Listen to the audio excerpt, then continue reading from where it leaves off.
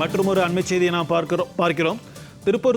திருப்பத்தூர் தொகுதி தாவேகா எம்எல்ஏ நம்பிக்கை வாக்கெடுப்பில் பங்கேற்க விதித்த தடையை எதிர்த்து தற்போது சென்னை உயர்நீதிமன்றத்தில் மேல்முறையீடு செய்யப்பட்டிருக்கிறது. அண்மை செய்தியை நாம் பார்த்துக் கொண்டிருக்கிறோம். திருப்பத்தூர் தொகுதி தாவேகா எம்எல்ஏ நம்பிக்கை வாக்கெடுப்பில் பங்கேற்பதற்கு விதித்த தடையை எதிர்த்து தற்போது மேல்முறையீடானது செய்யப்பட்டிருக்கிறது. இது தொடர்பான கூடுதல் விவரங்களுடன் நம்முடன் இணைகிறார் சிறப்பு செய்தியாளர் யோகேஸ்வரன். வணக்கம் யோகேஸ்வரன், இது தொடர்பான விரிவான தகவல்.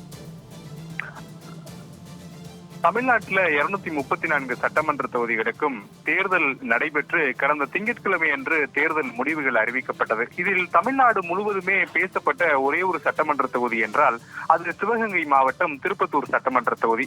திமுகவை சேர்ந்த முன்னாள் அமைச்சர் பெரிய கருப்பனை ஒரு ஓட்டு வித்தியாசத்துல தமிழக வெற்றி கழகத்தினுடைய வேட்பாளர் சீனிவாச சேதுபதி வீழ்த்தியதன் காரணமாக அந்த தொகுதி பெருமளவுல பேசப்பட்டது.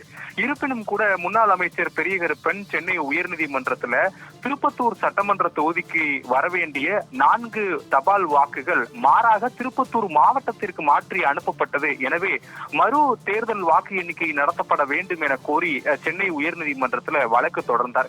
இந்த வழக்கின் மீதான விசாரணை சென்னை உயர்நீதிமன்றத்துடைய 2 நீதிபதிகள் அடங்கிய அமர்வுல விசாரணை நடைபெற்று வந்த நிலையில இடைக்கால உத்தரவுகள் இந்த வழக்கில் இன்று காலை சென்னை உயர்நீதிமன்றம் வழங்கியது. அந்த உத்தரவுல நாளைய தினம் தமிழக சட்டப்பேரவையில் நடைபெறக்கூடிய நம்பிக்கை வாக்கெடுப்புல தமிழக வெற்றி கழகத்தை சேர்ந்த திருப்பத்தூர் சட்டமன்ற தொகுதி உறுப்பினர் சீனிவாச சேதுபதி பங்கேற்பதற்கு தடை விதித்து உத்தரவிட்டார்கள். இந்த உத்தரவு வழங்குவதற்கான காரணங்களையும் சென்னை உயர்நீதிமன்றத்தினுடைய நீதிபதிகள் விளக்கம் அளித்திருந்தார்கள். அதில் இந்த வழக்கை பொறுத்தவரையிலுமே தேர்தலுக்கு எதிரான வழக்கு என்பதால் தனியாக தான் ஒரு மனுவாக பெரிய கருப்பன் தாக்கல் செய்திருக்க வேண்டும். ஆனால் இது ரிட் மனுவாக தாக்கல் செய்யப்பட்டிருப்பதால் இந்த மனு இதற்கு உகந்ததாக அல்ல என தேர்தல் அதிகாரிகளும் தெரிவித்திருந்தார்கள். அதன் அடிப்படையில் இந்த வழக்கு தொடர்பான ஆவணங்களை பரிசீலித்த பிறகு எந்த ஒரு முடிவும் எடுக்க வேண்டும். எனவே ஆவணங்களை சமர்ப்பிக்குமாறு தேர்தல் அதிகாரிகளுக்கு சென்னை உயர்நீதிமன்றம் உத்தரவிட்டதோடு அதுவரை சட்டமன்ற கூட்டத்தொடரில் பங்கேற்பதற்கு தடை விதிப்பதாக உத்தரவிட்டார்கள். அதிலும் குறிப்பாக நாளைய தினம் தமிழக சட்டப்பேரவையில் நடைபெறக்கூடிய நம்பிக்கை வாக்கெடுப்புல தமிழக வெற்றி கழகத்துடைய திருப்பத்தூர் சட்டமன்ற தொகுதியின் உறுப்பினர் சீனிவாச சேதுபதி பங்கேற்க கூடாது என தடை விதித்திருந்தார்கள். இந்த தடை உத்தரவுக்கு எதிராக உச்சநீதிமன்றத்தில் அவசர மேல்முறையீட்டு மனு என்பதை தமிழக வெற்றி கழகத்தினுடைய திருப்பத்தூர் சட்டமன்ற தொகுதி உறுப்பினர் சீனிவாச சேதுபதி தாக்கல் செய்திருக்கக்கூடிய நிலையில மூத்த வழக்கறிஞர் அபிஷேக் மனு சிங்வி இன்று பிற்பகல்ல உச்சநீதிமன்றத்துடைய தலைமை நீதிபதி சூரியகாந்த் அமர்வுல முறையிட்டார்.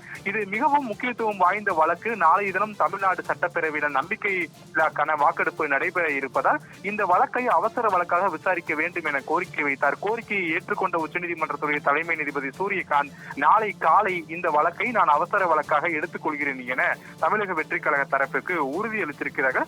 ஒரு பக்கம் தமிழக வெற்றி கழகத்தினுடைய திருப்பத்தூர் சட்டமன்ற தொகுதி உறுப்பினர் சீனிவாச சேதுபதி மேல்முறையீட்டு மனுவை தாக்கல் செய்திருக்கக்கூடிய நிலையில மற்றொரு பக்கம் இந்த வழக்கில் தொடர்பு இருக்கக்கூடிய முன்னாள் அமைச்சர் பெரிய கருப்பன் கேவியட் மனு என்பதையும் தாக்கல் செய்திருக்கிறார் உச்சநீதிமன்றத்தில். தனது தரப்பு கருத்துக்களை இந்த வழக்கில் கேட்டதற்கு பிறகு உச்சநீதிமன்றம் எந்த ஒரு முடிவையும் எடுக்க வேண்டும் என்ற வகையில கேவியட் மனுவையும் தாக்கல் செய்திருக்கிறார்கள். நாளைய தினம் தமிழக சட்டப்பேரவையில நம்பிக்கையில்லா வாக்கெடுப்பு அந்த வாக்கெடுப்பு நடத்தப்படக்கூடிய நிலையில இந்த வழக்கு உச்சநீதிமன்றத்தில் விசாரணைக்கு வருவது கூடுதல் கவனத்தை பெற்றிருக்கிறது.